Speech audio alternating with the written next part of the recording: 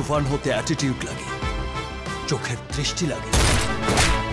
তুফান ভেঙে দিয়েছে বাংলা সিনেমার সকল রেকর্ড। ছবিটির কবল থেকে বাদ যায়নি হলিউডের বলিউডও। দৈনিক শোয়ের ক্ষেত্রে বলিউড সুপারস্টার শাহরুখ খানের জওয়ানের রেকর্ড ভাঙার পর চুরমার করে দিয়েছে হলিউডের সিনেমা স্পাইডারম্যান এর রেকর্ড। স্টার সিনেপ্লেক্সে সর্বোচ্চ শো পাওয়া ছবিগুলোর তালিকায় দ্বিতীয় স্থানে ছিল জওয়ান।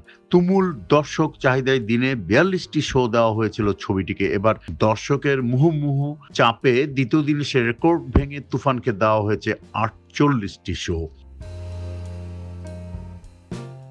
এবার পেছনে ফেলেছে স্পাইডারম্যানকে। সিনেপ্লেক্সে দিনে সর্বোচ্চ 52টি শো চলেছিল স্পাইডারম্যানের।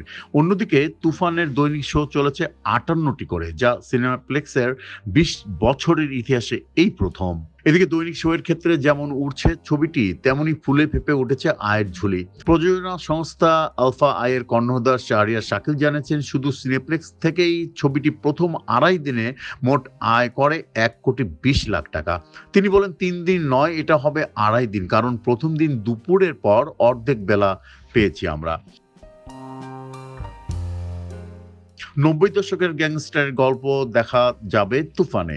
এতে সাকিবের বিপরীতে অভিনয় করেছেন টলিউডের মিমি চক্রবর্তী এবং বাংলাদেশের মাসুমা রহমান নাবিলা, সালাউদ্দিন লাবলু, মিশা সওদাগর, গাজী রাখায়েত, সুমন আনোয়ার, ফজলুর রহমান বাবু, চঞ্চল চৌধুরী সহ আরো অনেককে দেখা গেছে। দেশের 2 প্রযোজনা প্রতিষ্ঠান আলফা আই ও চরকির সঙ্গে ছবিটি প্রযোজনা করবে কলকাতার SVF। তুফান পরিচালনা করেছেন রায়হান রাফি। ফাইটটা কিন্তু তুমি সেই রকম করছো, পুরা হিরোদের মতো।